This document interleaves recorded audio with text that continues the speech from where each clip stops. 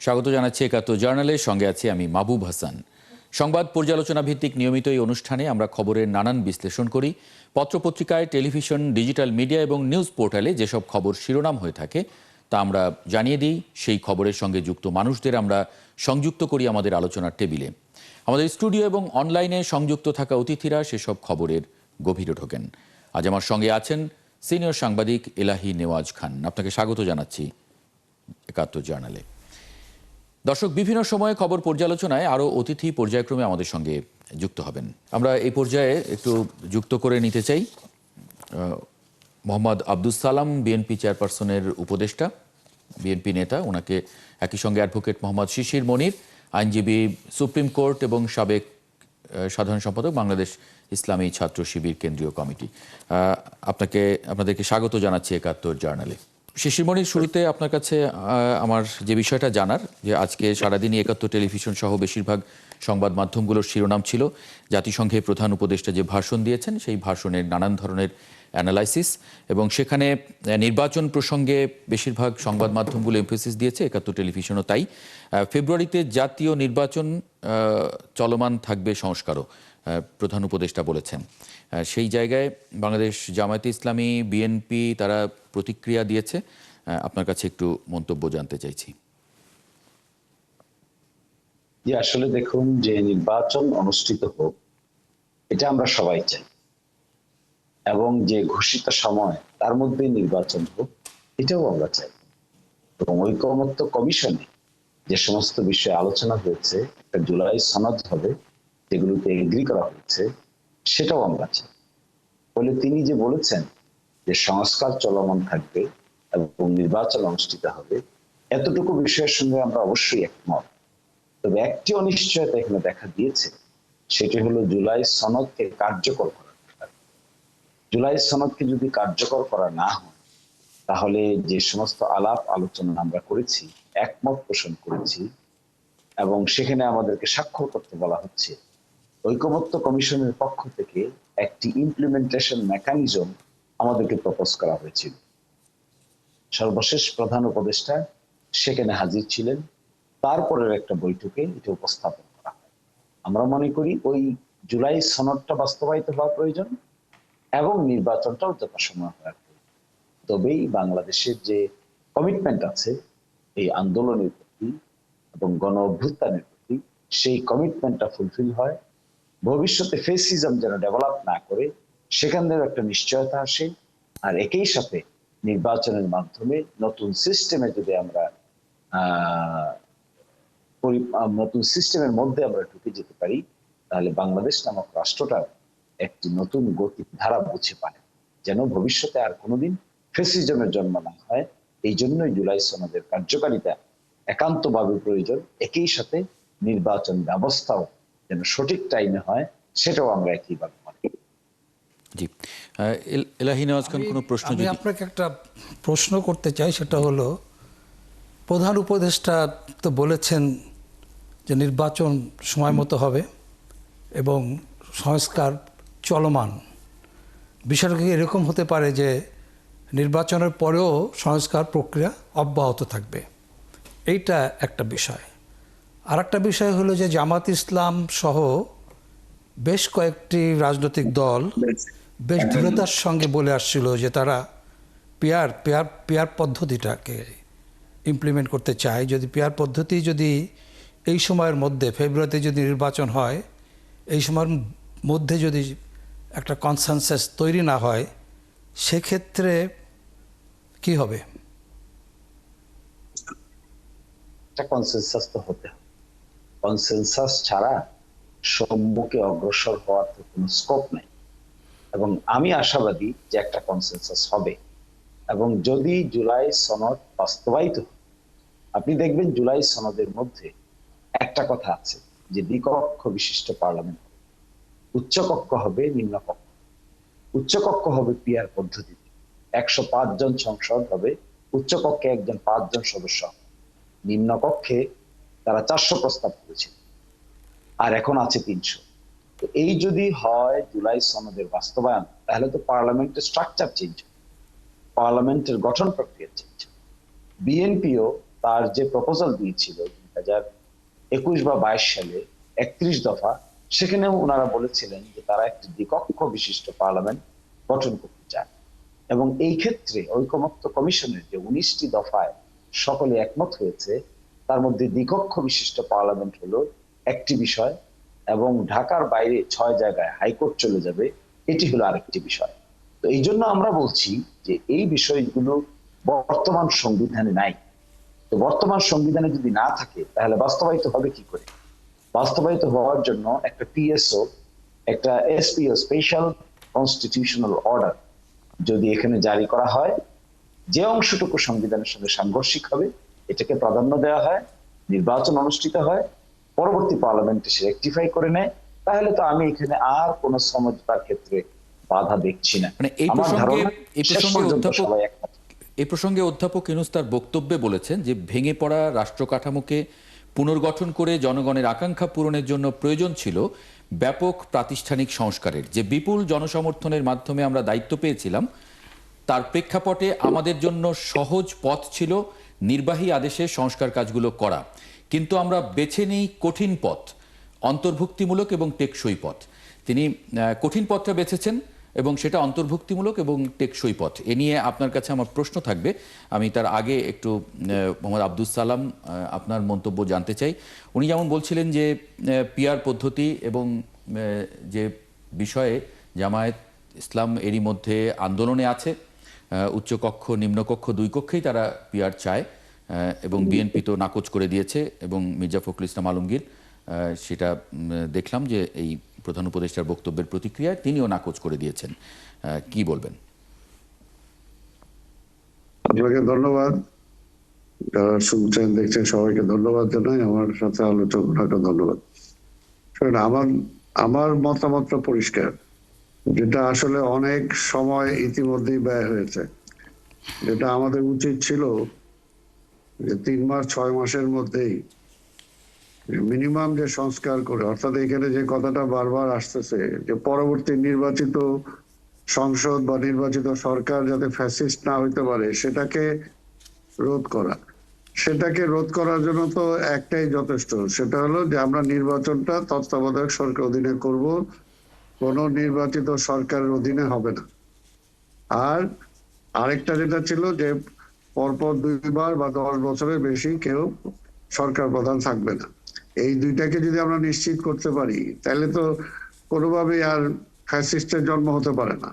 কারণ 5 বছরের অধিক জোর করে সে ক্ষমতাও থাকতে পারবে না, আর জনগণের কাছে তাকে ভোটের জন্য যাইতেই হবে।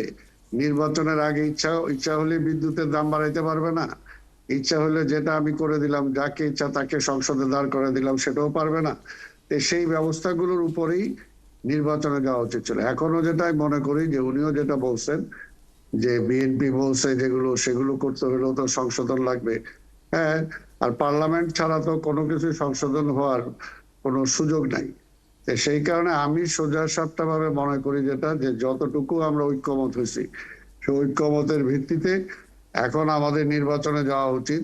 আর ওনাদের পিআর সিস্টেম, এই পিআর সিস্টেম এর আগে কোনো আলোচনাও ছিল না, এবং সংস্কার কমিটির কোনো আলোচ্য বিষয়ের মধ্যেও ছিল না।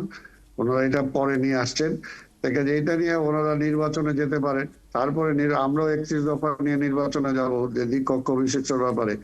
তারপর যদি জনগণ আমাদেরকে রায় দেয় তাহলে সেটা আমরা পার্লামেন্টে কার্যকর করার জন্য চেষ্টা করব। মানে তাহলে জুলাই সনদ বাস্তবায়নের কি হবে? মানে জুলাই সনদ পক্ষে যদি রায় দেয় তাহলে ওনারা যেটা চান, জনগণ যদি, অর্থাৎ জনগণের উপরে কোনো কিছু জোর করে এই কিছু ব্যক্তি চাপায় দিবে, সেটা তো হতে পারে না। জি, মানে জুলাই সনদের বিষয়ে জুলাই সনদ বাস্তবায়ন কিভাবে হবে? তাহলে জুলাই সনদের বিষয় কি হবে? জুলাই সনদের ব্যাপারেও যতটুকু আমাদের ওপিনিয়ন তো আমরা দিয়েছি সেখানে, সেই ব্যাপারে তো আমার মনে হয় যেগুলো আমি বলছি যে যতটুকু আমরা ঐক্যমত হতে পারি। এখন দেশটাকে আর রসাতলের দিকে ঠেলে দেওয়া কোনোভাবেই ঠিক হবে না। ইতিমধ্যেই দেশের 12টা বেজে গেছে, আমাদের অর্থনৈতিক অবস্থা আজকে একেবারে আমার একটু জি, এই প্রসঙ্গে আমার একটু কথা আছে। সেটা হলো যে আমাদের যে আরব বসন্তের একটা অভিজ্ঞতা কিন্তু আমাদের আছে। আমরা দেখলাম যে আরব বসন্ত পুরা উত্তর আফ্রিকার থেকে আরম্ভ করে মধ্যপ্রাচ্যের দেশগুলি মানুষের মধ্যে জাগরণ সৃষ্টি হয়েছিল এবং তার ফলে অন্তত দুটা দেশে ফ্যাসিস্ট সরকারের পতন ঘটেছে। কিন্তু পরবর্তীতে আমরা লক্ষ্য করলাম যে মানে ভালো কোনো সংস্কার, দ্যাট ইজ সংস্কার কাজগুলি না করার ফলে আমরা দেখলাম যে অল্প সময়ের মধ্যে আবার সেই প্রচলিত পুরানো ব্যবস্থা ফিরে এসেছে দুটা দেশে। আপনি দেখেন মিশরও এসছে এবং প্রথম যেখানে শুরু হয়েছিল তিউনিসিয়াতে এসছে, এবং তিউনিসিয়ার যে এখন প্রেসিডেন্ট, ওর নাম হলো কি সাইদ, তো এখন একদম পুরাপুরি একটা ফ্যাসিস্ট। এবং মিশরে আমরা একই ঘটনা দেখলাম, কারণ ওই অন্তর্বর্তী সময়টা যেখানে মুরসি ছিলেন বা অন্যরা ছিলেন, তারা কিন্তু সংস্কার কাজগুলির ব্যাপারে খুব সিরিয়াস ছিলেন না, যার ফলে আবার এই ফ্যাসিস্টটা ফিরে আসতে পেরেছে। এ ব্যাপারে আপনাদের কি অভিজ্ঞতাটা কি বলে? না, এটা তো পরিষ্কার আমি বলছি যে আজকে যদি আমি 5 বছর অন্তর অন্তর নির্বাচন হবে এবং সেই নির্বাচনটা তত্ত্বাবধায়ক সরকারের অধীনে হবে, তারপরে কোন অবস্থাতেই দুইবারের বেশি কোনো সরকার প্রধান বা 10 বছরের বেশি সরকার প্রধান থাকতে পারবে না। এই দুইটা যদি আমি কনফার্ম করতে পারি, আর যদি আমি আইনের শাসনটা প্রতিষ্ঠা করতে পারি, জবাবদিহিতা যদি আনতে পারি, তাহলে এখানে ফ্যাসিবাদ ফিরে আসার কোনো সুযোগ নাই।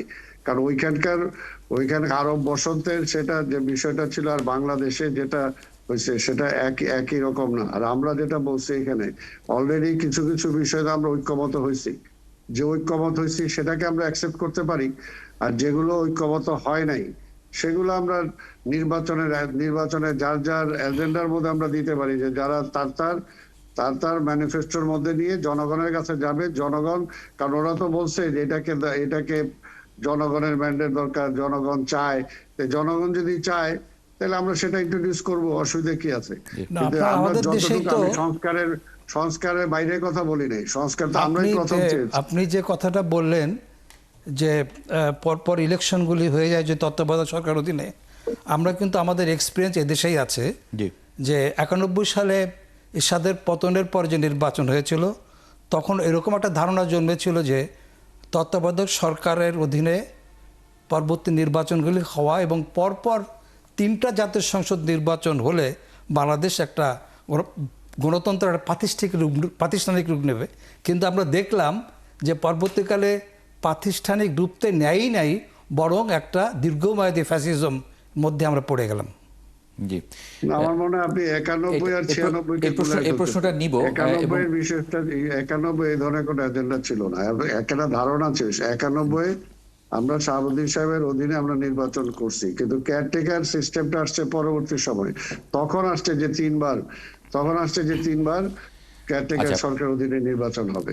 কাজে 91 আর এখানে তো আমি বলতেছি যে আমরা সংস্কার ছাড়া তো নির্বাচনের কথা বলছি না, আমি বলতেছি যে আপনাকে ওইটাকে এনশিওর করতে হবে না, সংস্কার ছাড়া নির্বাচন বা নির্বাচনের পরেও সংস্কার মানে চলমান, এটা সবাই বলছে, সব দলই বলছে, কিন্তু মানে ঐক্যমত্যে পৌঁছানো এখনো যাচ্ছে না, যেটা আসলে কোন প্রক্রিয়ায় কিভাবে, বিশেষ করে জুলাই সনদে গিয়ে সবকিছু আটকে যাচ্ছে। এই আলোচনাটা আমি একটু বিরতির পরে নিতে চাই। একই সঙ্গে শিশির মনিরের কাছে আমার যে প্রশ্নটা ছিল সেই প্রশ্নের উত্তরটাও আমি তার কাছ থেকে আশা করব। অ্যাডভোকেট শিশির মনির, আপনার কাছে আমার যে বিরতির আগে যে প্রশ্নটি রেখে গিয়েছিলাম, যে প্রধান উপদেষ্টা বলেছেন যে সহজ যে পথ ছিল নির্বাহী আদেশে কাজগুলো করা, সেটা আমরা বেছে নিইনি, কঠিন পথ বেছে নিয়েছে, অর্থাৎ অন্তর্ভুক্তিমূলক এবং টেকসই পথ। সেখানে সব দলগুলোর ঐক্যমতে একটা অন্তর্ভুক্তিমূলক একটা টেকসই পথের কথা বলেছেন তিনি। নির্বাহী আদেশ তো তিনি বেছে নেননি, তাহলে সামনেও যে নেবেন সেই ইঙ্গিতও নেই তার বক্তব্যে। সেই জায়গায় আসলে আইনি কি দিক আছে, কি বলছেন আপনি, কি বলবেন? বেছে না নিয়ে ঐকমত্য কমিশন করেছে। ঐকমত্য কমিশন আমাদের সঙ্গে কয়েক মাস থেকে আলোচনা করেছে, করে ঐকমত্য হয়েছে অনেক বিষয়। এখন প্রশ্ন এসে দাঁড়িয়েছে, এই ঐকমত্য হয়েছে যে সমস্ত বিষয়ে, সেগুলো বাস্তবায়ন হবে কি করে? এই বাস্তবায়ন কি এখন হবে নাকি আগামী সংসদ নির্বাচনের পরে হবে? প্রশ্ন এসে দাঁড়িয়েছে, যেগুলো নির্বাহী আদেশে করা সম্ভব সেগুলো এখনই করা প্রয়োজন। বিএনপি থেকে বলা হয়েছে যেগুলো সংবিধানের সংস্কার দরকার সেগুলো এখন না করে পরবর্তী পার্লামেন্ট এসে সেগুলো করবে। এখানে একটা ডেডলক তৈরি হয়েছে। কারণ আমরা বলছি, আমার সহ আলোচক তিনি বলছেন যে তত্ত্বাবধায়ক সরকার সিস্টেমে নির্বাচন, তিনি আরো বলছেন 10 বছরের বেশি কেউ যেন প্রধানমন্ত্রী হতে না পারে, এই যে বিধান আমরা এগ্রি করেছি। আমরা তো এটাই বলছি যে এখনই সেটা বাস্তবায়ন করার প্রয়োজন। বর্তমান সংবিধানে তো তত্ত্বাবধায়ক সরকার নাই, বর্তমান সংবিধানে এটাও নাই 10 বছরের বেশি কেউ প্রাইম মিনিস্টার হতে পারবে কি পারবে না। এটাও নাই যে বিরোধী দল থেকে ডেপুটি স্পিকার হবে। এটাও নাই যে আবার হাইকোর্ট চলে যাবেন বিভাগীয় শহরে। কিন্তু এই বিষয়গুলোতে আমরা একমত হয়েছি, ঐকমত্য হয়েছে। এটাতে ঐকমত্য হয়েছে যে দ্বিকক্ষ বিশিষ্ট পার্লামেন্ট হবে এবং দ্বিকক্ষ বিশিষ্ট পার্লামেন্ট গঠিত হবে, এই ব্যাপারে সকলে একমত হয়েছে। উচ্চ কক্ষে পিআর হবে, এই ব্যাপারে বিএনপি ছাড়া বাকি সকলেই একমত হয়েছে। এই ব্যাপারে ঐকমত্য কমিশনে একটি ডিসেন্টিং সহ একটি রুলিংও আছে। এখন যে ডেডলকটা তৈরি হয়েছে, সেই ডেডলকটা হলো এই বিষয়গুলো যেগুলোতে আমরা একমত হয়েছি সেগুলো কি নির্বাচনের আগে হবে নাকি পরে? আমরা বলছি ঐকমত্য কমিশনে একমত হওয়া বিষয়গুলো যেগুলো জুলাই সনদে অন্তর্ভুক্ত হয়েছে, এগুলো এখন করতে কোনো আইনগত বাধা নেই। কিন্তু অপরপক্ষ থেকে আর্গুমেন্ট করা হচ্ছে যে সেগুলো হবে কি হবে না সেটা ঠিক করবে আগামী সংসদ। সংবিধানের সঙ্গে সাংঘর্ষিক হচ্ছে যে বিষয়গুলো, সেগুলো তারা বলছেন এখন করার কোন স্কোপ নেই। এখানে একটি ডেডলক তৈরি হয়েছে। এই ডেডলক গুলো আমার বিবেচনায় দ্রুত সেরে ফেলা দরকার, দ্রুত একমত পোষণ করে এখান থেকে উত্তরণ করা দরকার। অন্যথায় সকলেই ক্ষতিগ্রস্ত হওয়ার সমূহ সম্ভাবনা এখানে রয়েছে। জি, কিন্তু কিন্তু জামায়াত ইসলাম তো এখন আন্দোলন করছে যেটা যে দুই পক্ষেই তারা পিআর চাইছে। মানে সেটা তো আপনাদের আগের চাওয়া ছিল না, আপনারা তো একমত হয়েছিলেন যে শুধু উচ্চ কক্ষের। একটা জিনিস দেখবেন আপনি, জামায়াত ইসলামের যে কটা দাবি আছে তার মধ্যে প্রথম দাবি হলো জুলাই সনদ বাস্তবায়ন। এই জুলাই সনদ বাস্তবায়নের জায়গাটাতে একমত পোষণ না করার কারণে যে ডেডলক তৈরি হয়েছে, সেখান থেকে অনেক অনাস্থার জন্ম হয়েছে। ঐকমত্য কমিশনে আমি নিজেও একজন আলোচনার অংশ হিসেবে সেখানে যাই, সেখানে আমরা দেখি যে ঐকমত্য কমিশনের শেষ পর্যায়ের যে প্রপোজাল, বাস্তবায়ন করার প্রপোজাল, এই বাস্তবায়ন করার প্রপোজালের মধ্যে বিএনপির পক্ষ থেকে যারা অংশগ্রহণ করছেন তারা নানান ধরনের আর্গুমেন্ট করছেন। তারা বলছেন যে এইটা এখন বাস্তবায়িত হবে না, আগামী 2 বছরে গ্রাজুয়ালি বাস্তবায়িত। অর্থাৎ আগামী নির্বাচন আমরা দ্বিকক্ষ বিশিষ্ট করব না, আগামী নির্বাচনে ডেপুটি স্পিকার বিরোধী দল থেকে হবে না, আগামী নির্বাচনে 10 বছরের বেশি কেউ প্রাইম মিনিস্টার হতে পারবে না। তার মানে এটা একটা পলিটিক্যাল একটা চাওয়া আসলে, মানে যাতে মানে কামান চাইলে বন্দুক পাওয়া যায়, মানে একটা চাপ তৈরি। আপনাদের কাছে কি এটা কখনো মনে হয় না যে গণতান্ত্রিক ব্যবস্থায় ডেডলক বলে কোনো কথা আছে কিনা? কারণ যতটুকুন সারা পৃথিবীতে যেখানে গণতন্ত্র চর্চা হচ্ছে ভালোভাবে, সব জায়গায় আলটিমেটলি আলোচনার মাধ্যমেই সমস্যার সমাধান হয়ে থাকে। আপনারা পার্লামেন্টে যাওয়ার আগেই একটা পার্লামেন্টের বিতর্ক করেন না, হোক না আলোচনা, ঘন্টার পর ঘন্টা হোক, তবুও একটা কনসেনসাসের জায়গায় আসা যায় কিনা? ঐকমত্য কমিশনে যদি আপনারা ঐকমত্য জায়গায় পৌঁছাতে পারেন, পার্লামেন্টে বা পরে সেগুলি বাস্তবায়নের আগে সব রাজনৈতিক দলগুলো একটা অ্যাগ্রিমেন্টও করে নিতে পারে, যেটা একটা ঐতিহাসিক ঘটনা হতে পারে। প্রশ্নটা কার কাছে? আমার জানা নাই। অ্যাডভোকেট মনির। জি, শিশির মনির। আমার জানা নাই যে ঐকমত্য কমিশনের সর্বশেষ আপডেট সম্পর্কে আপনার লেটেস্ট ইনফরমেশন আছে কিনা। এবং সেখানে কিন্তু বিতর্ক হয়ে গেছে, এবং এমনও বিতর্ক হয়েছে সকাল 10টা থেকে শুরু করে সন্ধ্যে 7টা পর্যন্ত হয়েছে। আমরা সেই বিতর্কে পার্টিসিপেট করেছি, করে একটা সনদ তৈরি হয়েছে। শেষ পর্যন্ত বিতর্ক আসলো এই সনদটা কি করে বাস্তবায়িত হবে। ঐকমত্য কমিশন 6টা অপশন দিল। এই 6টা অপশনের মধ্যে পক্ষে বিপক্ষে আলোচনা হলো। একদিন ছিলেন সহসভাপতি জনাব আলী রিয়াজ, এর পরের দিন আসছেন মাননীয় প্রধান উপদেষ্টা এবং ঐকমত্য কমিশনের সভাপতি। এরপরে আরেকটা বৈঠক হয়ে ঐকমত্য কমিশন একটা প্রস্তাব দিলেন বাস্তবায়নের প্রক্রিয়া কি। এই প্রক্রিয়ায় এসে ডেডলক তৈরি হয়েছে। আমরা ঐকমত্য কমিশন যে প্রদত্ত যে প্রস্তাবনা দিয়েছেন তারা, আমরা এগ্রি করেছি যে ঠিক আছে, আমরা এই প্রক্রিয়া বাস্তবায়ন চাই। কিন্তু বড় রাজনৈতিক দল বিএনপি ঐকমত্য কমিশনের এই বাস্তবায়ন প্রক্রিয়ার প্রপোজালের সঙ্গে একমত পোষণ করছেন না। এই জন্যই তো ডেডলকে তৈরি হয়েছে। জি। তারপরেও আমরা মনে করি কেন তাহলে আলোচনা একটু করে জিজ্ঞেস সমাধান করি, করতেই মোহাম্মদ আব্দুস সালাম মানে কি মন্তব্য করবেন? যে প্রপোজালগুলি আসছে বিএনপি কোনোটাই মানেনি, এবং এই কারণেই একটা ডেডলক তৈরি হয়েছে বলছেন অ্যাডভোকেট শিশির মনির। কোনোটাই মানেনি আমি তা বলছি না, কিন্তু বাস্তবায়ন প্রক্রিয়ার যেটা প্রপোজ করা হয়েছে সেই প্রক্রিয়াটার সঙ্গে একমত। জি, এক্স্যাক্টলি, মানে যে 6টা প্রক্রিয়ার কথা বলা হয়েছে সেই ছয়টা প্রক্রিয়া সর্বশেষ একটা দিয়েছেন, সর্বশেষ একটা, মানে সেটা নিয়েই আসলে হ্যাঁ মোহাম্মদ আব্দুস সালাম। না, আমি যেটা বলতেছি যে যেগুলো একমত হয়েছে সেই একমতের ভিত্তিতে রেলাইনার সাহেব ভালো বলছেন, যেটা তো আমরা বলছি এই একমতের ভিত্তিতে যেগুলো পার্লামেন্টে ছাড়া এই মুহূর্তে সংশোধন করা সম্ভব নয়, সেগুলো তো আমরা একটা এগ্রিমেন্ট করতেই পারি। যে আমরা একমত হইলাম, যে আমরা এগ্রিমেন্ট করে নিলাম যে এগুলোকে আমরা বাস্তবায়ন করব। তাহলে সেখান থেকে বিএনপি ক্ষমতায় যাক বা যেই যাক, তখন তো সেইটা থেকে তাকে মানে দূরে যাওয়ার সুযোগটা কম, সুযোগটা তো থাকবে না। তো সেই কারণে সেটা হয়ে এখন এটাকে ডেডলক ক্রিয়েট না করে এখন সবচেয়ে বড় যেটা, যে একটা নির্বাচিত পার্লামেন্ট দরকার। একটা নির্বাচিত পার্লামেন্ট ছাড়া ক্রাইসিস যেভাবে বাড়তেছে এবং পরাজিত ফ্যাসিবাদ যেভাবে আবার মাথা উঁচু করে দাঁড়ানোর জন্য চেষ্টা করতেছে, যেহেতু আমরা জানি যে তাদের কাছে টাকা পয়সার অগাধ টাকা পয়সা আছে এবং তাকে যারা ফ্যাসিবাদ বানাইছে তার লোকজন আজকে প্রশাসন বলি বা সমাজের বিভিন্ন ক্ষেত্রগুলোতে তারা মানে সেইভাবে অবস্থান করছে। তা কাজে তারা যদি একটা ডেডলক করতে পারে, সেই ডেডলকটা হবে বড়।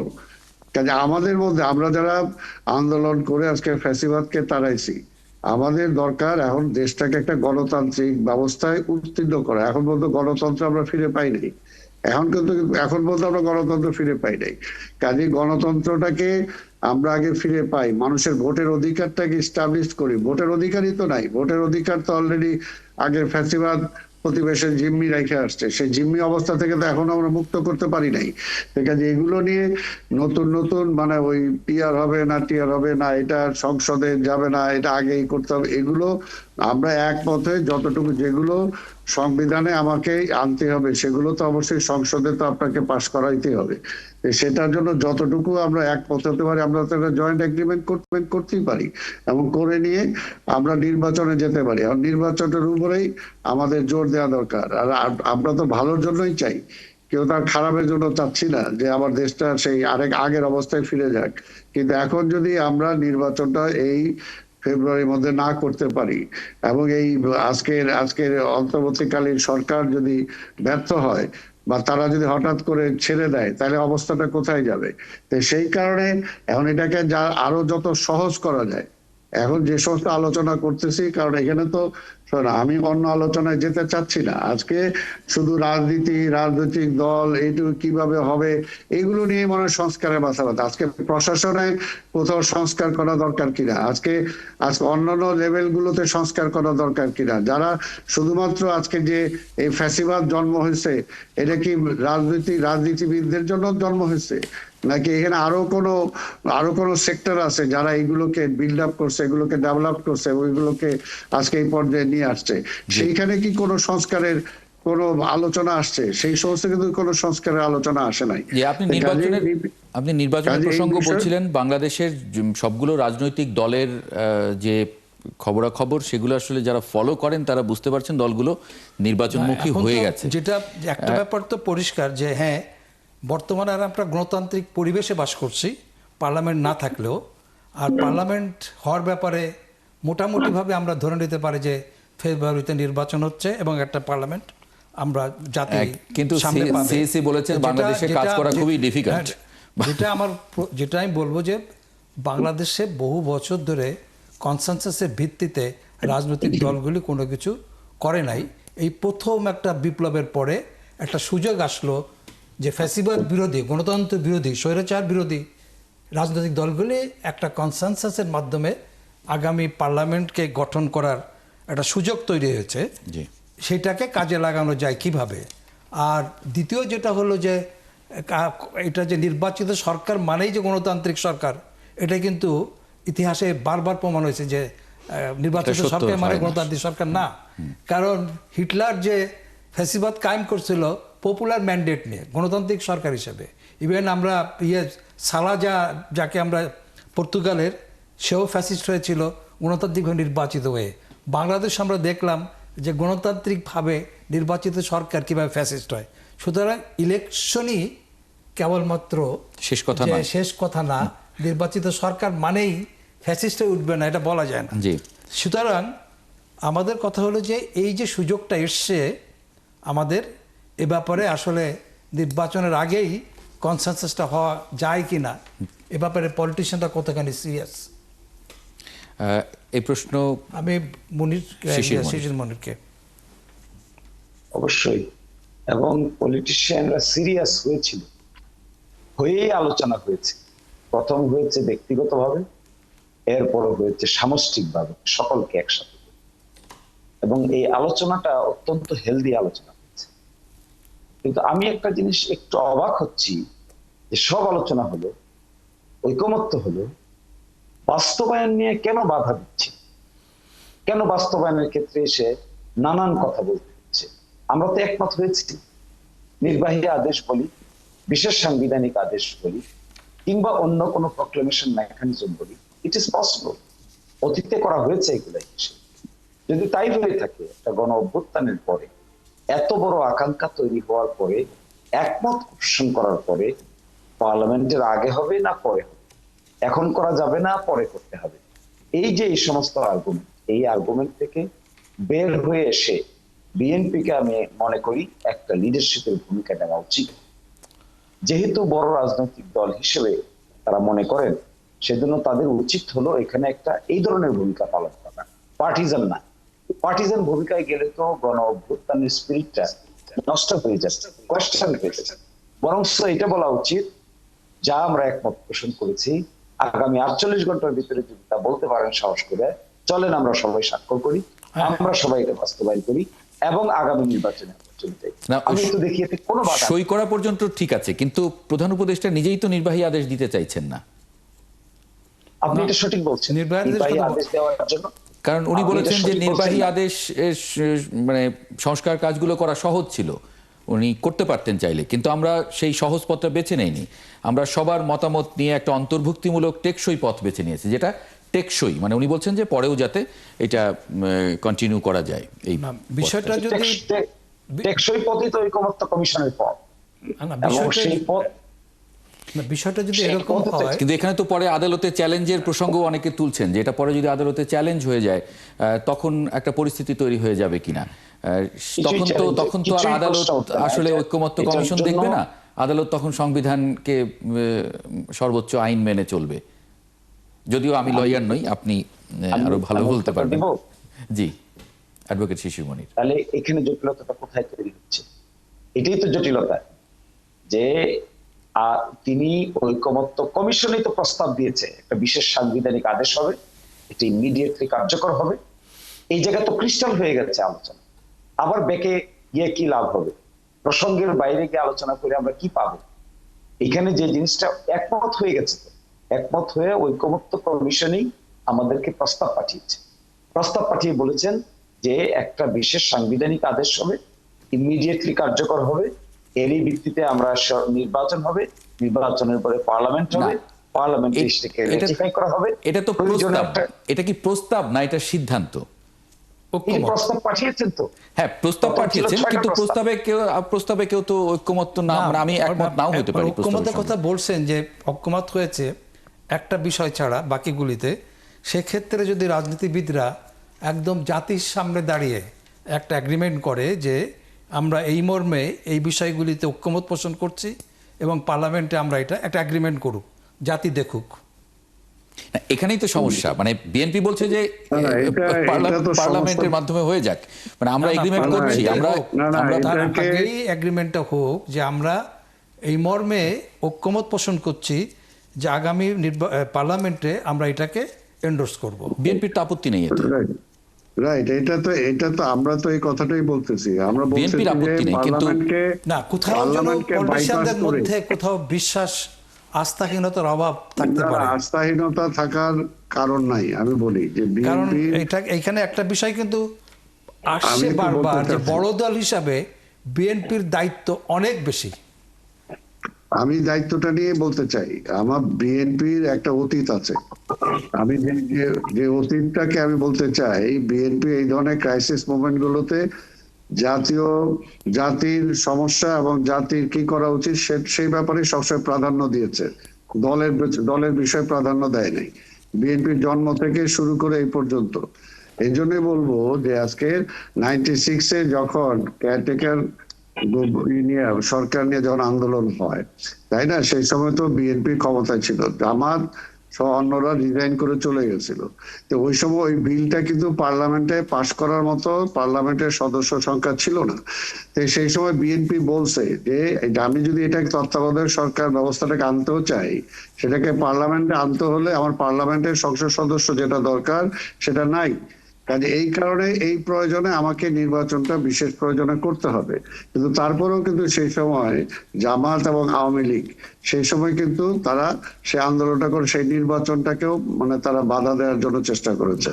কিন্তু আমি বলতে চাই যে সেই সময় বেগম খালেদা জিয়া প্রধানমন্ত্রী হয়ে যাওয়ার পরেও কিন্তু তিনি সেই যেহেতু কমিটমেন্ট করছেন উনি, সেই কমিটেড অনুযায়ী তিনি কিন্তু সেই পার্লামেন্টে নিজেই তত্ত্বাবধায়ক সরকারের বিল এনে সেটাকে পাশ করে তারপরে তিনি ক্ষমতা ছেড়ে দিয়েছেন। এবং ক্ষমতা ছেড়ে দিয়ে তারপর যেখানে তিনি প্রধানমন্ত্রী ছিলেন তারপরে কিন্তু বিরোধী দলের আসনে তিনি বসেছেন। এর জন্য বলবো যে বিএনপি কমিটমেন্ট করার পরে বিএনপি রাখে না, এটা কিন্তু বলা যাবে না। এখন আমরা যেটা বলছি, আমরা যেটা শঙ্কা পাই, যেটা এখানে একজন বলছেন, এটা যদি পরবর্তী পর্যায়ে কোর্টে চ্যালেঞ্জ হয় তখন কি হবে, এই জন্য আমরা বলছি যে সংবিধানকে বাইপাস করে কোনো কিছু করা ঠিক হবে না, সংবিধানে এনেই আমাদের সবকিছু করতে হবে। এই কারণে আমরা বলছি যতটুকু ঐক্যমত হয়েছে, যেখানে এক ভাই বললেন যে, এবং এর আগে আমাদের এলাইনা সাহেব বলছে যে আমরা তো এগ্রিমেন্ট করতে পারি বা আমরা জনগণের সামনে আমরা সোজা বলতে পারি যে এই বিষয়গুলোতে আমরা ঐক্যমত হয়েছি, কিন্তু এই বিষয়গুলো পার্লামেন্টে আমাদেরকে অ্যাপ্রুভাল নিতে হবে। তো আমরা একমত, পার্লামেন্টে আমরা যেই যাই না কেন এটাকে আমরা ইসের মধ্যে নিয়ে আসবো। এইখানে প্রবলেমটা কোথায়? এখানে কিন্তু আরেকটা যে ভাই নির্বাচিত সরকার ফ্যাসিবাদ, হ্যাঁ তো হয়েছে, বিদেশে দেখা দরকার নাই তো, শেখ হাসিনাই তো ফ্যাসিবাদ হয়েছে। কিন্তু বিষয়টা হলো যে সেখানে উনি তত্ত্বাবধায়ক সরকার ব্যবস্থাটাকে বাতিল করছেন। আমরা তো বারবার বলছি যে নির্বাচন তো হয়নি, নির্বাচনের জন্য আমরা বলতেছি যে কোন অবস্থাতেই নির্বাচনকালীন একটা ইন্টেরিয়াম গভর্নমেন্ট ছাড়া রানিং যে গভর্নমেন্ট আছে সেই গভর্নমেন্ট নির্বাচন করতে পারবে না। এটাকে যদি আমরা পার্মানেন্ট করি তাহলে তো স্বাভাবিকভাবে একটা ফ্যাসিবাদ হওয়ার প্রথমে সে ধাক্কা খাবে, সে পারবে না। তারপরে যদি আমরা ওই আইনটাকে অ্যাকসেপ্ট করি যে 10 বছরের বেশি কেউ মানে সরকার প্রধান হতে পারবে না, চাইলেও তো ইচ্ছা করলে সেটা পারত। কাজে এইগুলো তো আমরা বলতেছি যে এই সমস্ত বিষয় তো কোনো দ্বিমত নাই, এগুলো যদি আমরা কারণ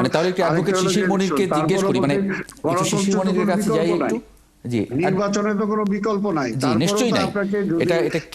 কেউই অস্বীকার করছে না সরকার কন্টিনিউ করতে পারবেন বা আলাপ আলোচনার ভিত্তিতে কি আপনি সরকার গঠন করতে পারবেন, আপনাকে তো পিপুলস ম্যান্ডেট দিতেই হবে, পিপুলস ম্যান্ডেট নেওয়া ছাড়া তো কোনো বিকল্প নাই।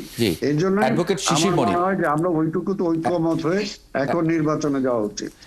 অ্যাডভোকেট শিশির মনির, মানে যদি আপনারা যেটা বলছেন যে প্রক্রিয়ায় এই জুলাই সনদ বাস্তবায়নের কথা, সেটা যদি আমি ধরে নেই যে এটা 3 মাস বা 4 মাস আগে করতে চাইছেন, এটা ফেব্রুয়ারিতে ইলেকশনের পরে যদি সব দল কমিট করে, তাহলে আসলে বাধাটা কোথায়, মানে কোথায় অবিশ্বাসের জায়গাটা তৈরি হচ্ছে, নাকি এটার মানে এটা কি কারণ আসলে অ্যাডভোকেট শিশির মনির? এটা কারণটা এটাই যে একটা গণ অভ্যুত্থানের পরে এত আলোচনা করে যেখানে একমত পোষণ করা হয়েছে, এখান থেকে তো এখনই দূরে সরে দেওয়া হচ্ছে। তাহলে গণ অভ্যুত্থানের প্রতি কমিটমেন্টের ঘাটতি দেখা দিচ্ছে। আমরা বলছি এখন সংবিধানের সঙ্গে সাংঘর্ষিক। আচ্ছা বলেন, যে সরকারের অধীনে আমরা আছি, এটা সাংবিধানিক সরকার? কেউ বলতে পারবে? কেউ বুকে হাত দিয়ে বলতে এটাই পারবে তো আছি আমরা, এটা এটাকে বাংলাদেশের মেনেই তো কোন আছি। সংবিধান অনুযায়ী সরকার গঠিত হয়েছে? তাহলে এই সরকার বাংলাদেশের মানে যে এখানে সংবিধানেরা শপথ দিচ্ছে। আমি একটু যদি মানে বুঝতে চাই যে তাহলে এই যখন এই সরকার শপথ নিল তখন তো এই সংবিধান সমুন্নত রাখার শপথ নিয়েছে। কোথায় আপনি জানেন বাংলাদেশের সংবিধানে চিফ অ্যাডভাইজারের শপথ আছে? তাহলে তিনি কিভাবে নাই। শপথ নিলেন? এটাই তো গণ অভ্যুত্থান। মানে তাহলে এটার কি হবে? নামই হলো মানে জনগণের শপথ। তাহলে মানে যিনি চিফ অ্যাডভাইজার হলেন এবং তার পুরো অ্যাডভাইজারি টিম তারা তো সংবিধানের মানে সংবিধানের সকল আইন মানে সমুন্নত রাখার জন্য শপথ নিলেন জনগণের সামনে, রাষ্ট্রের এটা সামনে। হলো, এটা মূলত হলো যে ওই এই ডক্ট্রিন জায়গায় তো অফ ভুল হচ্ছে। নেসেসিটি। না মানে একটা ভুল, একটা আইনি ভুল যদি হয়, মানে আইনি ভুল না, হলে তাহলে ওখানে- সংশোধন হবে কি করে? সেটা তো আইনিভাবে এটা সংশোধন আইনি ভুল করতে না। নাকি ইগনোর এটা আইনি করবেন? ভুল না, এটা আইনি উত্তরটা দিতে দেন, এটা আইনি ভুল না। আমরা যারা এখন হঠাৎ করে সংবিধানের কথা বলছি, আমরা ভুলে গেছি যে একটা গণ অভ্যুত্থান পরবর্তী সিচুয়েশনে এই সরকার গঠিত হয়েছে। গণ অভ্যুত্থানের পরবর্তী কি হয়? সংবিধান থাকে? পৃথিবীর কোথাও থাকে সংবিধান? এখানে আছে? অভ্যুত্থান আর বিপ্লব কিন্তু এক না। আমার কথাটা বলতে দেন। কিন্তু 90 সালেও কিন্তু অভ্যুত্থান হয়েছে, 90 সালেও কিন্তু অভ্যুত্থান হয়েছে। কথাটা তো বলতে দিচ্ছে তাই না, না? মাঝখানে বলতেছে। বলেন। গণ অভ্যুত্থানকে বোঝার ঘাটতি হচ্ছে পৃথিবীর ইতিহাসে যে সমস্ত জায়গায় গণ অভ্যুত্থান হয়েছে, এটা কোনো নিয়মতান্ত্রিক সরকার পরিবর্তন। যদি নিয়মতান্ত্রিক সরকার পরিবর্তন না হয়, তাহলে সাংবিধানিক যে প্রচলিত বিধান আছে, আপনি জানেন বাংলাদেশের সংবিধানে 153টা অনুচ্ছেদ আছে, 57টা অনুচ্ছেদ খুঁজে দেখেন, কোনো কার্যকারিতা নেই, অ্যাব্রোগেটেড হয়ে গেছে। এগুলো খুলে দেখেছি আমরা, পড়েছি আমরা একটা একটা করে, না পড়ে এখন এসে আর্গুমেন্ট করছি যে এটা নিয়মতান্ত্রিকতার মধ্যে আছে। নিয়মতান্ত্রিকতার মধ্যেই যদি থাকেন, তাহলে এখন নির্বাচনের কথা বলেন কেন? 2029 সালে নির্বাচন হোক। জি, মানে এটা আসলে এটাও তো অনেক মাথায় রাখতে এটা এটা অনেক বড় আলোচনা। এখানে না, এখানে একটা এটা প্রশ্ন আছে। আমি কিন্তু বলতেছিলাম, আমি একটা বিষয় না, বলতেছিলাম এটা যে সালাম ভাই একটা প্রশ্ন এখানে আছে, সেটা হলো 90-এর গণ আন্দোলন আর 24-এর গণ অভ্যুত্থানের মধ্যে আকাশ পাতাল পার্থক্য আছে। কারণ 90 গণ আন্দোলনের মধ্যে সংবিধানের প্রক্রিয়ার মধ্যে দিয়ে এটা ক্ষমতা করা হয়েছিল, ডেলিগেট করা হয়েছিল, কিন্তু এটাতে যখন পুরো সরকার পতন ঘটে গেছে, তখনও তো সংবিধানে এরকম কোনো ওখানে তো অনির্বাচিত সরকারের সিস্টেম ছিল ভাইস না। প্রেসিডেন্টকে না, আপনি তত্ত্বাবধায়ক সংবিধান তো সরকার বাতিল হিসাবেই করেন করা নাই। হলো এবং একটা সংবিধান তো সাংবিধানিক বাতিল প্রক্রিয়ার করেন মধ্যে নাই, দিয়ে একটা গেছে। বিপ্লবী সরকার তো গঠন করেন নাই। এখানে বিপ্লবী আচ্ছা, সরকার হয় নাই, কিন্তু এই গণ অভ্যুত্থানের মধ্যে দিয়ে আমি এটার জন্য সরকারি আরেকটা দিন একটু সময় রাখি, মানে আমি এই আলোচনাটায় ঢুকে গেলে না মানে অনেক মানে এটা একটু অনেক বড় আলোচনা করতে হবে, অল্প সময়ে এটা আসলে একটু মিসলিড হয়ে যেতে পারে, যে আলোচনাটা আসলে এখানে থামিয়ে ফেলতে চাই। তাহলে তো সংবিধান বাতিল, আমি বিপ্লবী সরকার। আমি একটু জি সালাম ভাই, সরি, মানে আমি আজকে আর এই আলোচনাটা একটু বড় করতে চাচ্ছি না, এটা একটা বড় আলোচনা, সেটা আসলে শুরু থেকে করলে ভালো। একটু আলাউদ্দিন মোহাম্মদকে যুক্ত করে নেব, যুগ্ম সদস্য সচিব এনসিপির। একটি খুব বড় মানে খবর হয়েছে, প্রথম আলোতে একটা প্রতিবেদন এসেছে যেখানে বিএনপি এবং জামায়াতের টানাপোড়েনে এনসিপির ভাবনায় নতুন মোর্চা, এরকম একটা হেডলাইন করেছে তারা। সেই জায়গায় আলাউদ্দিন মোহাম্মদ, আপনার কাছে একটু জিজ্ঞেস করি যে মানে দলটির ভেতরের সূত্রগুলো বলছে বিএনপি এবং জামায়াতে ইসলামী দুই দলের সঙ্গেই জাতীয় নাগরিক পার্টি এনসিপির যোগাযোগ রয়েছে, কিন্তু পথ চলার শুরুতেই দলটি কোনো বড় দল বা মতের ট্যাগ গায়ে লাগাতে চায় না।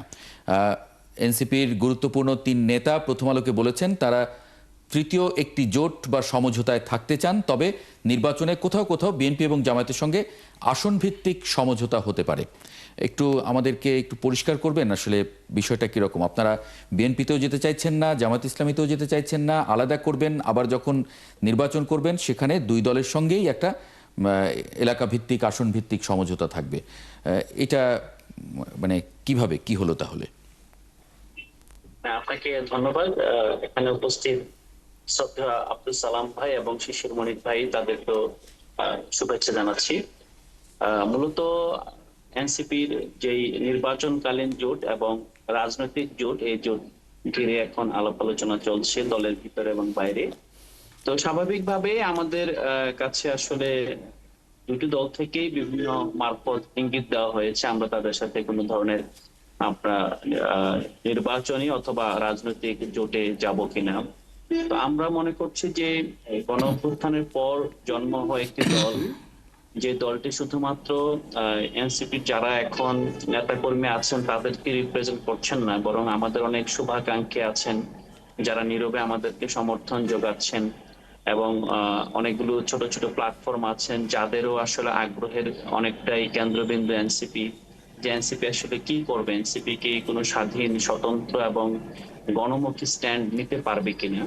তো সে প্রেক্ষিতে আমরা দেখেছি যে বিএনপির যে রাজনৈতিক ভিত্তি এবং বিএনপির যে আপনার রাজনৈতিক যে সেটেলমেন্ট, তো এই সেটেলমেন্টের সাথে ইতিমধ্যে তরুণ প্রজন্ম আসলে তাদেরকে সামহাও মানে আওয়ামী লীগের বিরুদ্ধে গণ অভ্যুত্থানের মাধ্যমে যেই কালচার, যেই আপনার ফেসিস্ট কাঠামোর বিরুদ্ধে জনগণ রায় দিয়েছে, তরুণ প্রজন্ম রায় দিয়েছে, তদ্রূপ ভাবে আমরা দেখেছি যে ফেসিবাদ বিরোধী দল হলো বিএনপির যে গঠনগত যে কাঠামো এবং তার যেই সাংগঠনিক প্র্যাকটিস তৃণমূলে, তো সেক্ষেত্রে আসলে জনগণ এর চেয়ে ভালো কিছু চায়। তো সেক্ষেত্রে আমরা মনে করি দীর্ঘস্থায়ী রাজনৈতিক পথ চলায় আমরা যারা এই নতুন রাজনৈতিক দলগুলো আছে তাদেরকে নিয়ে একটা স্বাধীন স্বতন্ত্র অবস্থান তৈরি করতে চাই। কি পুরনো দলগুলোর সঙ্গেও তো আপনাদের মিটিং হয়েছে একটি রেস্তোরাঁয় হাতিরপুলে 18 তারিখে, মানে এই রিপোর্টটি বলছে যে সেখানে গণসংহতি আন্দোলন সহ মানে 9টি যে দল আছে, গণতন্ত্র মঞ্চ, যারা বিএনপির সঙ্গে যুগপৎ আন্দোলন করেছে দীর্ঘদিন, এখনও বিএনপির সঙ্গে সম্পর্ক আর আছে এরকম বিএনপি বলছে। গণসংহতি আন্দোলন, নাগরিক ঐক্য, বিপ্লবী ওয়ার্কার্স পার্টি, রাষ্ট্র সংস্কার আন্দোলন, জেএসডি, ভাসানী, জনশক্তি পার্টি, এনসিপি, এবি পার্টি, গণ অধিকার পরিষদ। এখন এর মধ্যে 7টা দলের সঙ্গে বিএনপির এখনো সম্পর্ক আছে এরকম বিএনপি বলছে, যুগপৎ আন্দোলনের সঙ্গী ছিল। বিএনপি ইতিমধ্যে তাদের দলীয় মনোনয়ন প্রত্যাশীদের তালিকা চেয়েছে। তার মানে যে তারা তো এখনো যেহেতু তালিকা চেয়েছে, বিএনপির সঙ্গে তাদের তো এখনো দেন দরবার চলবে আছে, তার মানে কি এনসিপি আসলে বিএনপির সাইডের দিকে চলে যাচ্ছে? না, ব্যাপারটা আসলে এরকম না। আপনি যে দলগুলোর নাম উচ্চারণ করলেন, এই দলগুলো মূলত নীতিগত ভাবে এবং আমরা গত 10-15 বছর যদি তাদের ঢাকা কেন্দ্রিক যে রাজনৈতিক অ্যাক্টিভিজম দেখি, আমরা দেখবো তারা আসলে ফেসিবাদের বিরুদ্ধে সোচ্চার ছিলেন। কিন্তু বাংলাদেশের বিদ্যমান রাজনৈতিক বাস্তবতায় তাদের তৃণমূলে এবং সাংগঠনিক ভিত্তি খুব দুর্বল। এখন এই যে সাংগঠনিক ভিত্তি তৃণমূলে ছড়িয়ে পড়া, এটার জন্য আসলে কিছু প্রিকন্ডিশনস আছে।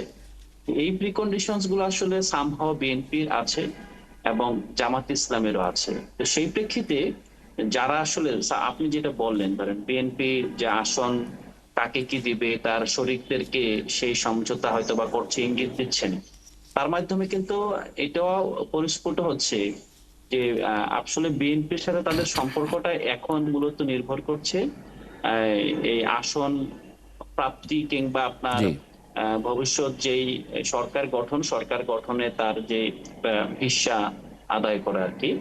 কিন্তু মূলত এই সবগুলো দলই কিন্তু বড় ধরনের পরিবর্তন চায় বাংলাদেশের আপনার মানে এখন যে কাঠামোটা আছে, কাঠামোটা তারা কিন্তু পছন্দ করেন না। আমরা চাচ্ছি যে এখন এনসিপি, আপনি যেটা বললেন যে বিএনপির দিকে ঝুঁকে পড়া কিনা, ব্যাপারটা এরকম ঠিক না।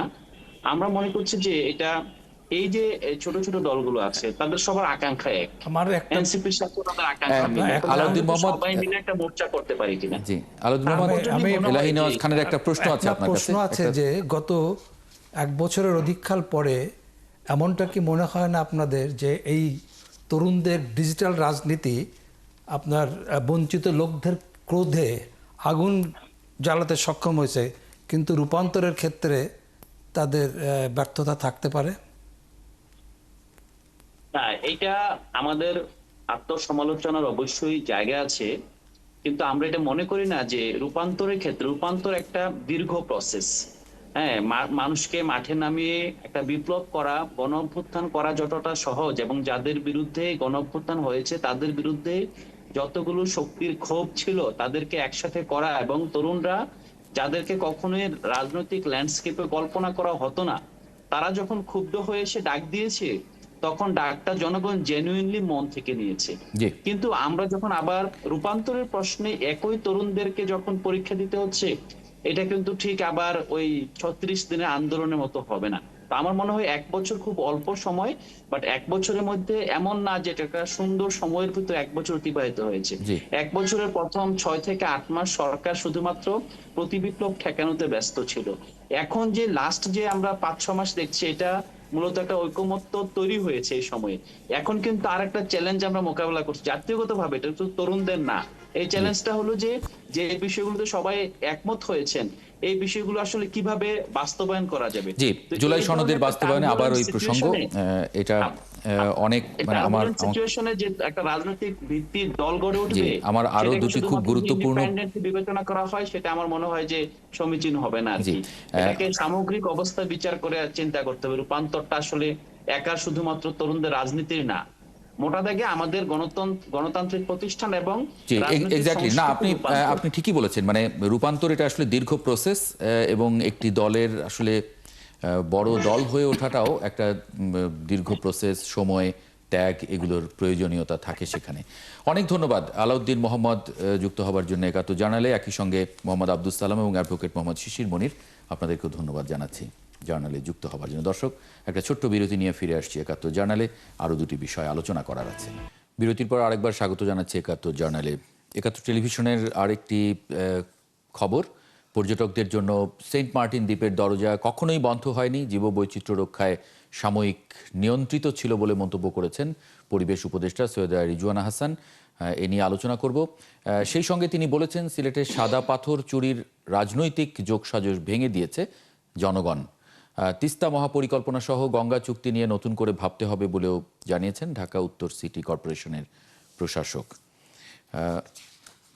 এটা নিয়ে কথা বলবো আরেকটি বিষয়, বিশ্বের অন্যান্য দেশের মতো টেকসই উন্নয়নে পর্যটন, এই স্লোগানে আজকে ২৭শে সেপ্টেম্বর বাংলাদেশে পালিত হচ্ছে পর্যটন দিবস। গতকাল পালিত হয়েছে। এই খাতের উদ্যোক্তারা বলেছেন, বিশেষ এই দিনটি এলেই শুধু সক্রিয় হয় সরকার, সভা, সেমিনার, র্যালি এবং বিভিন্ন প্রতিশ্রুতি দিয়ে এটি পালন করা হয় দিনটি। এরপরে পর্যটনের উন্নয়নে তেমন কোনো কার্যক্রম আসলে চোখে পড়ে না। অথচ বাংলাদেশে পর্যটনের সেবা বিকাশের প্রায় সব ধরনের উপাদান থাকলেও সঠিক পরিকল্পনা এবং রক্ষণাবেক্ষণের অভাবে এই শিল্পটা এখন ধ্বংসের দ্বারপ্রান্তে। আমরা এ নিয়ে কথা বলবো। অতিথি যুক্ত করে নেই অধ্যাপক ডক্টর মোহাম্মদ আতাউল গনি, তিনি নদী গবেষক এবং এই খাত সংশ্লিষ্ট বিশেষজ্ঞ। আপনাকে স্বাগত জানাচ্ছি অধ্যাপক আতাউল গনি। একটু জানতে চাই যে পর্যটন এবং নদী বেষ্টিত এই বাংলাদেশে আসলে নদীকেন্দ্রিকও পর্যটন তৈরি হতে পারে, এমনকি আমরা যে সেন্ট মার্টিন খুলে দিল পর্যটকদের জন্য, এবং উনি বলছেন যে কখনো এটা বন্ধ হয়নি, এটা পরিবেশের কারণে করা হয়েছিল। পরিবেশের কারণে করা হলে মানে সেন্ট মার্টিনের কি কোনো মানে কাঠামোগত পরিবর্তন করা হয়েছে পর্যটকদের জন্য, নাকি যেমন ছিল তেমন আবার পর্যটকরা যাবেন, এই 2 মাসে আবার পরিস্থিতি আগের মতো হয়ে যাবে? ধন্যবাদ। আসসালামু আলাইকুম, আমাকে এই অনুষ্ঠানে সংযোজনের জন্য। আসলে আজকে বিশ্ব নদী দিবস উপলক্ষে আমি বলতে চাই যে বাংলাদেশে প্রায় 700-র অধিক নদী, তার শাখা প্রশাখা বিস্তৃত আছে এবং এগুলি আমাদের আসলে জীবন, সংস্কৃতি এবং অর্থনীতির প্রাণ প্রবাহ। তো আপনি যে সেন্ট মার্টিন প্রসঙ্গ সম্পর্কে যে কোশ্চেন করলেন যে সেন্ট মার্টিন বন্ধ ছিল আবার খুলে দেওয়া হয়েছে, আসলে সেন্ট মার্টিন একটা ছোট্ট একটা দ্বীপ এবং প্রতি বছর যে পরিমাণে টুরিস্ট যায়, অর্থাৎ এর যে ধারণ ক্ষমতা তার চেয়ে বেশি আসলে টুরিস্ট প্রতি বছর যায়। তো এটা নির্দিষ্ট সময় যদি এটা বন্ধ রাখা হয়, তাহলে এর যে পরিবেশের যে রিস্টোরেশন কাঠামো, জি অর্থাৎ একটা নির্দিষ্ট সময় পর পরিবেশ তার আবার স্বকীয় অবস্থায় ফিরে আসতে পারে। তো এই জন্য হয়তো কিছু সময় বন্ধ রাখা এবং তারপর এটা চালু করা একটা ভালো একটা উদ্যোগ আমি মনে করি। এছাড়াও আমরা জানি যে বছরে যখন আমাদের মনসুন শুরু হয়ে যায়, ওই সময় ওখানে আসলে পর্যটক যাওয়ার মতো অবস্থা থাকে না। সোজা কথা, লাইফ থ্রেটেনিং। জি তো আমরা যে ওই সময় যদি ট্রাভেল করা আসলেও উচিত নয়, কারণ এটা মূল ভূখণ্ড থেকে অনেক দূরে। তো আমরা কেন লাইফ, যেখানে জীবন বিপন্ন হয়, ওই রিস্ক নিয়ে কেন পর্যটকরা ওখানে ট্রাভেল করবে? তো ওই সময় সব সময় বন্ধ থাকে এবং এটা বন্ধ থাকা আসলে যৌক্তিক। এবং আমরা জানি এখনো পর্যন্ত যদি আমাদের ফ্লাডিং সিজন নর্মালি ক্যালেন্ডার অনুযায়ী জুলাই মাসে শেষ হওয়ার কথা, কিন্তু আসলে লং লাস্টিং হয়। কখনো সেপ্টেম্বর পর্যন্ত, কখনো অক্টোবর পর্যন্ত চলে যায়, অর্থাৎ ফ্লাডিং মনসুন চলতেই থাকে। তো ওই সময় আসলে ট্রাভেল মোটেও আসলে মোটেও সুখকর নয়। জি। এই হিসেবে ঠিক আছে, এখন আমি মনে করি যে এখন খুলে দেওয়া একটা নির্দিষ্ট সময় বন্ধ করার পর। জি। এলাহি নওয়াজ খান, মানে ব্যবস্থাপনাটা প্রয়োজন ছিল কিনা? কারণ আমরা তো বিশ্বের অনেক এরকম দ্বীপ দেশগুলোতে দেখি যে পর্যটকদের জন্য নানান ধরনের বিধিনিষেধ থাকে, প্লাস্টিক ব্যবহার করা, কত দূর পর্যন্ত যেতে পারবেন, কোথায় যেতে পারবেন না, সীমিত করা ইত্যাদি নানান ধরনের ব্যবস্থাপনা, যাতে অনেক জায়গায় তো রেস্ট্রিকশন থাকে। এবং আমাদের যেটা সবচেয়ে বড় সমস্যা সেটা হলো এই দ্বীপটা নিয়ে, যেখানে আমেরিকা কিংবা বিদেশি কোনো ঘাঁটি হওয়ার সন্দেহ অনেকের মধ্যে, এবং অনেক পলিটিক্যাল পার্টি তো এগুলি বলেই থাকেন, রাজনীতিবিদরা। কিন্তু এটা এত একটা ছোট দ্বীপ, একটা সামরিক ঘাঁটি সম্পর্কে যদি সামান্য ধারণা থাকতো তাহলে তারা কখনোই বলতো না এত ছোট দ্বীপে কোনো বিদেশি শক্তি, সেটা আমেরিকা হোক যেই হোক, একটা ঘাঁটি হওয়ার মতন জায়গা না। কিন্তু আর স্ট্র্যাটেজিক strategic- পজিশনে না, সেটা কিন্তু strategic খুব ইম্পর্টেন্ট ঘাঁটি, জায়গা। যেহেতু এটা এত ছোট জায়গায়, যা স্ট্র্যাটেজিক হিসাবে ভেরি ইম্পর্টেন্ট, নো ডাউট। কিন্তু এটা ঘাঁটি হওয়ার মতো অত বড় না, এটা ঘাঁটি হতে পারে। তবে উনি যেটা বলেছেন যে সেটা হলো যে আমি দুই একবার ওখানে গিয়েছি, একটা সময় মানে সমুদ্র খুব হোস্টাইল থাকে, তখন যাওয়াটা আসলে রিস্ক। আর একটা হলো যে আমাদের এখানে যেহেতু আমাদের পপুলেশন এত বেশি এবং আমাদের জায়গা, পর্যটনের জায়গাও খুব বেশি না, একটু লোক ছুটি পেলেই দৌড়ায় হয় কক্সবাজার কিংবা সেন্ট মার্টিন, এরকম কোনো জায়গায়। জি। সুতরাং এর জীববৈচিত্র্যের ধ্বংস হওয়ার জন্যে বিপুল লোক, আমি ওনার সাথে পুরো পরিপূর্ণভাবে একমত। তবে যে নদী সম্পর্কে যেটা বলা হচ্ছে, আমার মনে হয় এই ব্যাপারটা আমাদেরকে আসলে সিরিয়াসলি আমরা ভাবতে চাই। এবং হ্যাঁ, আপনারা তাহলে যারা নদীর এটা- আন্দোলন করছেন, আসলে কিভাবে দেখতে চাচ্ছেন যে নদীগুলিকে, আমাদের তো প্রচুর নদী মরে গিয়েছে, যে এমন অনেক নদী আমরা জানি যেখানে একসময় বড় বড় নৌকা চলতো, লঞ্চ চলতো, সেই সব জায়গা মরে গেছে।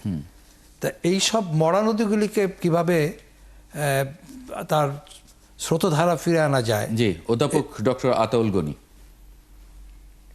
জি, নদী সম্পর্কে আমি বলতে চাই আসলে উনি যেটা বললেন আমাদের যে অনেক নদী মরে গিয়েছে, আসলে তার মানে আমাদের নদীগুলোর ফ্লো বন্ধ হয়ে যাচ্ছে। আমাদের মেন যেহেতু বাংলাদেশ আসলে নদীগুলো ক্রিস ক্রস প্যাটার্ন অর্থাৎ জালের মতো ছড়িয়ে আছে, আমাদের নদীর প্রবাহ রক্ষা করা, তো ফ্লো কন্টিনিউ করা খুব একটা ইম্পর্টেন্ট ইস্যু। এবং এই নদীর ফ্লোর সাথে আসলে এর জীববৈচিত্র্য এবং এর থেকে যে আমরা ইকোসিস্টেম সার্ভিস এবং এর সাথে আরো অন্যান্য যা আছে সবকিছু এই ফ্লোর সাথে জড়িত। যদি আমরা নদীর ফ্লো ঠিক মতো রক্ষা না করতে পারি, আমাদের জলাবদ্ধতার সমস্যা, আমাদের নদীর ভাঙন সমস্যা, আমাদের ড্রাউটের সমস্যা, এই সব সমস্যা আসলে এই নদীর ফ্লোর সাথে সম্পর্কিত এবং এই সম্পর্কে আমাদের কাজ করতে হবে। কিন্তু আসলে আমরা এমন একটা জায়গায় আছি যে আমাদের বেশিরভাগ নদী, মেজর রিভার গুলো আসলে ট্রান্সবাউন্ডারি রিভার, তার মানে এগুলার উৎপত্তিস্থল বাংলাদেশের বাইরে। এবং কিছু কিছু রিভারের ক্ষেত্রে এখানে বাঁধ এবং ড্যাম আছে, তার মানে আমাদের কন্ট্রোল আমাদের সাথে নাই, আমাদের কাছে কন্ট্রোল নাই। আমাদের যে নদী ব্যবস্থাপনা পলিসি, এই পলিসি লেভেলে আমাদের কাজ করতে হবে কিভাবে ট্রান্সবাউন্ডারি রিভার মেনটেন করা যায় এবং অন্যান্য দেশের সাথে কিভাবে নেগোসিয়েশন করে আমাদের নদীর যে ফ্লো গুলো রক্ষা করা যায়, তো সারা বছরই যাতে পানি থাকে, এরকম না হয় বছরে একটা নির্দিষ্ট সময় প্রচুর পরিমাণে পানি এবং ড্রাই সিজনে কোনো পানি নাই, এরকম অবস্থা যাতে আমরা রক্ষা পেতে পারি, সেদিকে আমাদের নেগোসিয়েশনের জন্য এগিয়ে হবে। শুধু বাংলাদেশ না, আসলে বিশ্বের যে বাংলাদেশের সাথে কম্পারেবল অনেক রিভার আছে যেগুলা আমরা লার্জ রিভার বলি, এর মধ্যে উল্লেখযোগ্য হলো আমাজন রিভার। আমাজন রিভারের অনেক ধরনের সমস্যা আছে, মোরলেস বিভিন্ন ধরনের সমস্যা বাংলাদেশের মতো প্রতিনিয়ত সম্মুখীন হচ্ছে, কিন্তু তারা তার প্রতিবেশী দেশের সাথে নেগোসিয়েশনের মাধ্যমে নদীর ফ্লো রক্ষা করছে, জি। বা তাদের ইন্টারনাল সমস্যা বেশি। মানে যেহেতু ডিফরেস্টেশন হচ্ছে, মাইনিং পর্যটন হচ্ছে। দিবসও জি। গেল, মানে একটু যদি বলেন যে নদী কেন্দ্রিক পর্যটন সম্ভাবনা বাংলাদেশে আসলে কতখানি আছে? আসলে আমি বলতে চাই আসলে অনেক, আমি আশাবাদী মানুষ এবং আমি বলতে চাই যে নদী যদি আমরা, আমাদের যে বড় বড় নদীগুলো আছে যদি তার বাঁধ আমরা ঠিক মতো রক্ষা করতে পারি, এবং ওখানে ওই নদীর চারপাশেই তো, দুই পাশেই তো আপনার যে বাঁধ আছে এগুলো তো অনেকটা বিচের মতো, এবং এগুলাই তো আমাদের পর্যটনের জন্য একটা আশা, অনেক মানে একটা ভালো একটা জায়গা হতে পারে। এবং ঢাকার চারপাশেই দেখেন যে কত নদী আছে, কিন্তু নদীগুলোর অবস্থা এগুলা ক্লিন না, এগুলা ড্রেনেজ সিস্টেম ভালো না।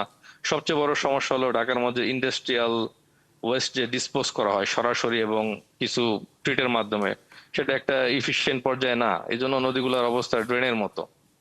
আমরা এই অবস্থা থেকে আসলে আমাদের অবশ্যই বেরিয়ে আসতে হবে। জি, একটা বিষয় যে আমাদের নদীগুলি অনেক বেশ বড় বড় নদীগুলি প্রায় মরে যাওয়ার উপক্রম হয়েছে একটাই কারণ, সেটা হলো সিল্টেশন। এই প্রতি বছর যে বিপুল পরিমাণ বালু এখানে এসে জমা হয়, তার থেকে নদীর নব্যতা নষ্ট হচ্ছে।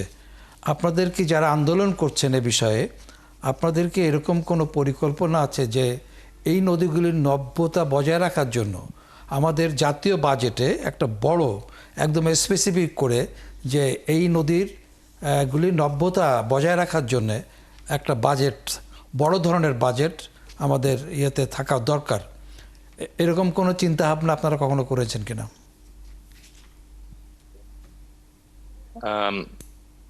আমাকে জিজ্ঞেস করছেন? জি, আমি পলিসি লেভেলে কাজ করি না, আমি রিসার্চার একাডেমিশিয়ান, আমি রিসার্চ লেভেলে কাজ করি। তবে আমার নলেজে এটা আছে, বাংলাদেশ গভর্নমেন্টের ডেল্টা প্ল্যান 2001, ওখানে নদীর ড্রেজিং যে নাব্যতা সুতা সিলটেশন রোধ করার জন্য যেটা করেন, ড্রেজিং করা, ড্রেজিং এর জন্য বিপুল পরিমাণে ওখানে টাকা রাখা ছিল। প্রায় 25% অফ দ্য টোটাল বাজেট, যে সারা বাংলাদেশের বিভিন্ন রিভার এগুলা আপনার ড্রেজিং এর মাধ্যমে এগুলা নেভিগেশন ফিরিয়ে দেওয়া হবে। এছাড়াও ওয়াটার বোর্ড থেকে বিভিন্ন সময় এবং মিনিস্ট্রি অফ ওয়াটার রিসোর্স থেকে যারা কাজ করে, বিআইডব্লিউটিএ এবং ওয়াটার বোর্ড, তারা যখন যেখানে প্রয়োজন হয় তারা এভাবে ড্রেজিং করে নেভিগেশন পারপাসে মেইনলি তারা এই কাজটা করে থাকে। জি। বাট এটা একটা কন্ট্রোল এবং এটা সাস্টেনেবল ওয়েতে হওয়া দরকার। এই জন্য আসলে আমরা কাজ করছি কিভাবে আসলে ড্রেজিংটা সাস্টেনেবল ওয়েতে করা যায়। এক্স্যাক্টলি, মানে এটা খুব ইম্পর্টেন্ট, মানে কারণ যেটাও ব্যয় হয় নদীর ক্ষেত্রে সেটাও আসলে অপব্যয় হয় কিনা সেটা নিয়ে সাস্টেনেবল করা, টেকসই অধ্যাপক ডক্টর মোহাম্মদ আতুল গনি, অনেক ধন্যবাদ যুক্ত হবার জন্য একাত্তর জার্নালে। দর্শক, এই মুহূর্তে একটু জানিয়ে দিতে চাই আগামীকাল যে পত্রিকাগুলো আপনার হাতে পৌঁছবে সেই পত্রিকাগুলো কি শিরোনাম করেছে। শুরুতেই যুগান্তর, ডাকসু ভোট নিয়ে তোলপাড়, নীলক্ষেতে অরক্ষিত অবস্থায় ব্যালট ছাপানোর অভিযোগ। বণিক বার্তা, কোনো কর্মকর্তাকে বেআইনি নির্দেশ দেয়া হবে না, সিইসি বলেছেন। আমাদের সময়, আওয়ামী লীগের শরিকদের আমন্ত্রণ নিয়ে দ্বিধায় ইসি। দৈনিক জনকণ্ঠ, রাজধানীতে একক ব্যবস্থাপনায় বাস চালুর নির্দেশ প্রধান উপদেষ্টার। ইনকিলাব, অর্থনীতির স্বার্থে দরকার দ্রুত নির্বাচন, অন্তর্বর্তী সরকারের মেয়াদ যত দীর্ঘ হবে অর্থনীতির ক্ষতি তত বাড়বে, ডক্টর ফাহমিদা খাতুন। খবরের কাগজ, ফেব্রুয়ারিতে নির্বাচন, সবাই একমত। সংবাদ প্রতিদিন, প্রফেসর ইউনূসের প্রতি বিশ্ব নেতাদের পূর্ণ সমর্থন। Daily observer, move to merge 5 sharia banks to face legal financial blocks. Daily times of Bangladesh, weak interim government stalls economy. আমরা দেখে নিলাম যে পত্রিকাগুলো আগামীকাল সকালে আপনার হাতে পৌঁছবে, তার শিরোনামগুলো, প্রধান সংবাদগুলো। এই পর্যায়ে একটু আলোচনা করতে চাই জাতিসংঘ দপ্তরের সামনে বিএনপি এবং আওয়ামী লীগের হট্টগোল। এই বিষয়ে আলোচনা করব একটা বিরতির পরে। একাত্তর জার্নালের সঙ্গে থাকবেন, এই আলোচনায় আমন্ত্রণ জানিয়ে রাখলাম। আরেকবার স্বাগত জানাই একাত্তর জার্নালে। এ পর্যায়ে একটু যুক্ত করে নেব তোফাজ্জল হোসেন মিন্টু, একাত্তর টেলিভিশনের রিপোর্টার, তিনি যুক্ত হচ্ছেন নিউ ইয়র্ক থেকে। তোফাজ্জল হোসেন মিন্টু, স্বাগত জানাচ্ছি আপনাকে জার্নালে। একই সঙ্গে একটু জানতে চাই জাতিসংঘ দপ্তরের সামনে যে বিএনপি এবং আওয়ামী লীগের হট্টগোল, সেটার পরিপ্রেক্ষিতে আসলে কমিউনিটিতে আসলে কি ধরনের পরিস্থিতি চলছে এখন, এবং আইনগত বা অন্য আরও কোনো মোটা দাগে আপনি যদি একটু 360 ডিগ্রি অ্যাঙ্গেলে আমাদেরকে একটু বলেন। আচ্ছা, আপনি জানেন যে গতকালকে বড় ধরনের 3টি ঘটনা ঘটেছে।